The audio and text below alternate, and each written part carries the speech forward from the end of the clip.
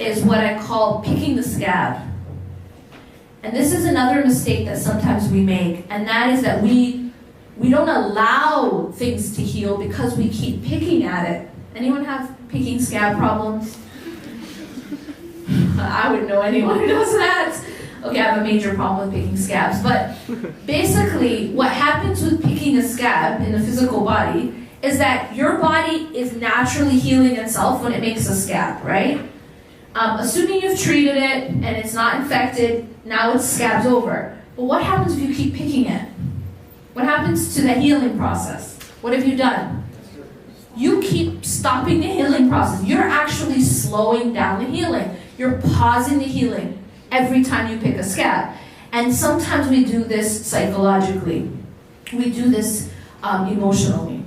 And there's various ways that we do this, but one of the ways is that we get stuck in the past. We get stuck in the past. What does that mean? The past, there's this quote, and that I read once. It says, "The past is a place of reference, not a place of residence." Yeah? The past is a place of reference, not a place of residence.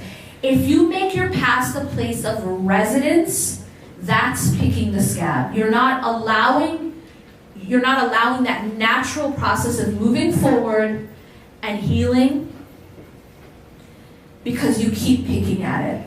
It's like a person who's driving. You know when you're driving and you have to look forward, right? Not sure? Look forward, right? You probably don't drive a lot around here, right? Because you'll walk everywhere. But when you drive, you gotta look forward. But there's also this thing called a rear view mirror, right? What's the purpose of a rear view mirror? To give you an idea of what's behind you, right? But what would happen if someone stopped looking forward and just fixated on the rear view? You would crash. Man, you guys are amazing. So, this is the problem. In life, you're moving forward. So you need to look forward. Yes, you reference the rear view, but if you stay fixated on the past, you will crash. So the past is a place of reference, not a place of residence. What should we gain from our past? We should gain lessons.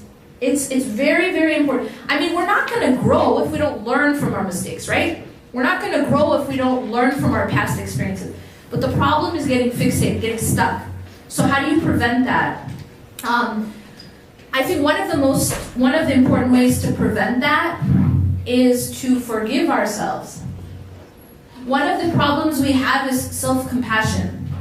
A lot of us are so hard on ourselves, and we have very little compassion for ourselves. You can have compassion for everyone else, right? Your friend comes to you and says, "You know what, I really messed up. I made this big mistake. I did this thing and it's terrible." How do you respond to your friend? Most of you would probably not say, "You good for nothing, useless piece of..." You don't talk that way to your friend, right? I hope. Anyone? Right? Okay. And if you did, you probably won't have a relationship anymore. Okay? There's a certain way that you respond when your friend comes to you with a mistake that they made, right? You're probably going to be like, "You know what? Everyone makes mistakes. You have to just move forward, make amends, and move." You're going to be like encouraging. You're going to have this thing called compassion, I assume. Right? Yeah? Okay. But what happens when you make a mistake? How do you talk to yourself? How do you treat yourself when you make a mistake? So something in your past that you did wrong, or something in your past that hurt you, do you give yourself the same compassion? That's important. We have to learn self-compassion. So being able to forgive yourself for not being perfect. Because no one is. No one's perfect. So allowing yourself to be human and having compassion for yourself, forgiving yourself. And of course, if you make a mistake, ask Allah for forgiveness. But also forgive yourself. Because that's one of the things that holds us back. One of the things that holds us back is we hold ourselves to this like superhuman level of of perfection. And when we don't reach that, we won't reach that because we're human. It's like, it's against the human design.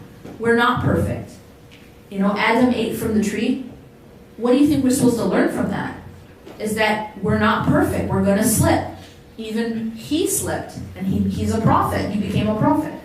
But we're taught that how we should respond is we repent, we ask God, and then we move forward. We don't fixate on our mistakes. We don't fixate on the painful things in our past. We learn and we keep going, and we don't lose hope.